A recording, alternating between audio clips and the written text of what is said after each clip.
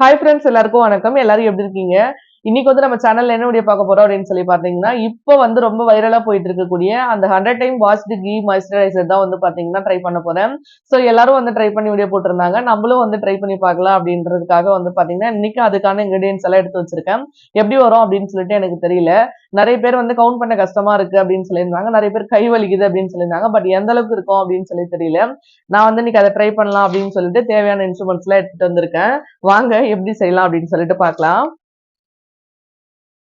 இன்னைக்கு வந்து இந்த மாய்ஸ்சரைசர் ட்ரை பண்றதுக்காக நான் ஒரு பிளேட்டும் கூடவே வந்து ஒரு டம்ளர் எடுத்திருக்கேன். ஆனா வந்து நான் சில்வர் எடுத்திருக்கேன். இது வந்து செம்பு பாத்திரத்துல வந்து செஞ்சிருந்தாங்க.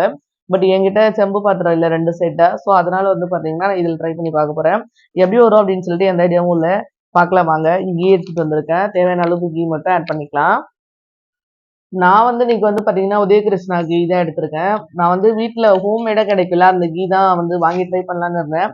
அந்த கீ எடுத்துட்டு வரவும் வந்து வரல. நான் 4 நாளா வெயிட் பண்ணி பார்த்துட்டு கடைசியில இந்த கீ வந்து யூஸ் பண்ண போறேன். ஸோ அவங்க பார்க்கலாம் இது எப்படி வரும் அப்படின்னு சொல்லி தெரியல. அதுக்கு பார்த்தீங்க அப்படின்னா 1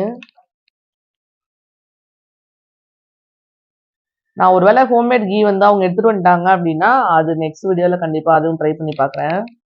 2 கிட்டத்தட்ட ஒரு 3 ஸ்பூன் கிட்ட நான் சேர்த்துருக்கேன். இந்த பெரிய ஸ்பூனால. வாங்க பார்க்கலாம் எப்படி வருதுன்னு. சரி, இந்த பேக்ல இருக்கிறது என்ன பண்ண போறோம்? அதையும் வந்து இப்படியே இதிலே சேர்த்துடலாம். இப்போ இது என்ன பண்ணணும் அப்படின்னு வந்து தெரியல. ஃபர்ஸ்ட் என்ன பண்ணாங்க அப்படின்னா, இதை வச்சு கொஞ்ச நேரம் நம்ம ரொட்டேட் பண்ணிக்கலாம். இது மாதிரி கொஞ்சம் ரொட்டேட் பண்ணிட்டு, அதுக்கப்புறம் கொஞ்சம் வாட்டர் ஆட் பண்ணிக்கிறேன். கொஞ்சம் கொஞ்சமா தண்ணி சேர்த்து சேர்த்து கொஞ்ச நேரம் வாஷ் பண்ணிட்டு, அதுக்கப்புறம் வந்து அந்த தண்ணி ஊத்திட்டு வேற தண்ணி வந்து ஊத்தி செஞ்சாங்க. ஸோ அதே மாதிரி நானும் ட்ரை பண்றேன்.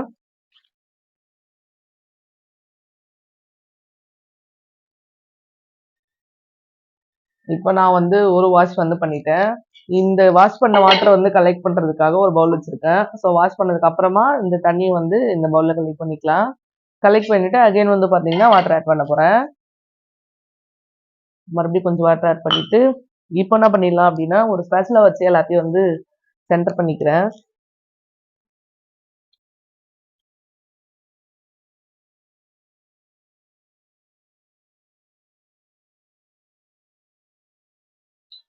ஸோ முடிஞ்ச அளவுக்கு சென்டர் பண்ணிட்டு மறுபடியும் வந்து வாஷ் பண்ண போறேன். ஃபர்ஸ்ட்டை விட இப்போ கொஞ்சம் வாட்டர் அதிகமாக ஆட் பண்ணியிருக்கேன். முன்ன ரொம்ப கம்மியாக ஆட் பண்ணிட்டேன் போல. சரின்னு சொல்லிட்டு இப்போ கொஞ்சம் அதிகமாக ஆட் பண்ணியிருக்கேன். இது வந்து செகண்ட் வாஷு.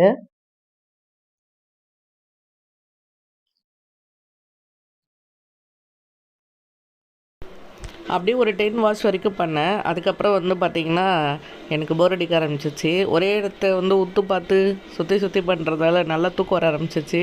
அப்புறம் என் தங்கச்சி நான் பண்ணுறேன்னு சொல்லிட்டு அவள் பண்ணிகிட்டு இருந்தா. 10 வாஷம் தவிர அதில் ஒன்றுமே நான் பண்ணலை. மீதி 90 வாஷம் அவள் தான் பண்ணா.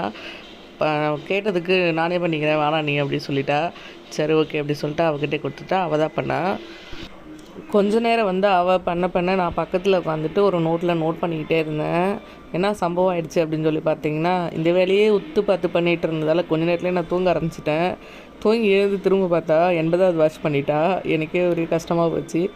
அப்புறம் நான் பண்ணுறதான்னு கேட்குறதுக்கு நீ வேண்டாம் அப்படின்னு சொல்லிட்டா. அப்புறம் அவளே பண்ணி முடிச்சிட்டா. கொஞ்சம் கொஞ்சம் பண்ணிகிட்டே வரும்போது வந்து பார்த்திங்கன்னா சூப்பராக வந்து கலர் மாறி வந்துச்சு. அந்த கன்சிஸ்டன்சியே மாறுது. நம்ம எவ்வளோ கீ சேர்த்தோமோ அதை விட வந்து பார்த்திங்கன்னா குவான்டிட்டி கொஞ்சம் வந்து இன்க்ரீஸ் ஆன மாதிரி இருக்குது. ஸோ மறுபடியும் வந்து தண்ணி ஊற்றி வாஷ் பண்ண ஆரம்பித்தாச்சு. நாங்கள் வந்து பார்த்திங்கன்னா இப்போ ஒரு 1:30 ஆகிடுச்சு. இது வரைக்கும் வாஷ் பண்ணிட்டு தான் இருக்கோம்.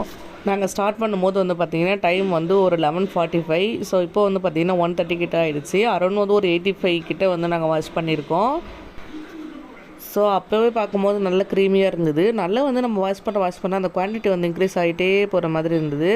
100 வாஷ் முடிச்சதுக்கப்புறம் பார்க்குறதுக்கு இந்த மாதிரி தான் இருந்தது. சூப்பராக வந்து ரெடி பண்ணிட்டோம். இது வந்து கையில் கொஞ்சம் அப்ளை பண்ணி பார்த்தேன். அதுக்கப்புறம் கையை வந்து மேலே வச்சா அப்படின்னா வழுக்கிட்டு போகுது. அந்தளவுக்கு வந்து அவ்வளோ ஒரு ஸ்மூத் ஸ்ட்ரக்சர் இருந்தது. ஆனால் இது வந்து நம்ம அப்ளை பண்ணும்போது நம்ம ஸ்கின்னில் வந்து எந்தளவுக்கு வந்து இது யூஸ்ஃபுல்லாக இருக்கும் அப்படின்னு சொல்லிட்டு எனக்கு எந்த ஐடியாவும் இல்லை.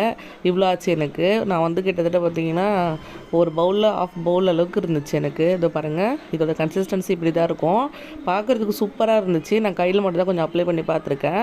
கண்டிப்பாக வந்து இதை நான் நைட் க்ரீம் மாதிரி வச்சு யூஸ் பண்ணலாம் அப்படின்னு இருக்கேன். யூஸ் பண்ணி பார்த்துட்டு எப்படி இருக்குது அப்படின்னு சொல்லிட்டு ஃப்யூச்சரில் அடுத்தடுத்த ஷார்ட்ஸில் வந்து நான் அப்ளை பண்ணுறேன்.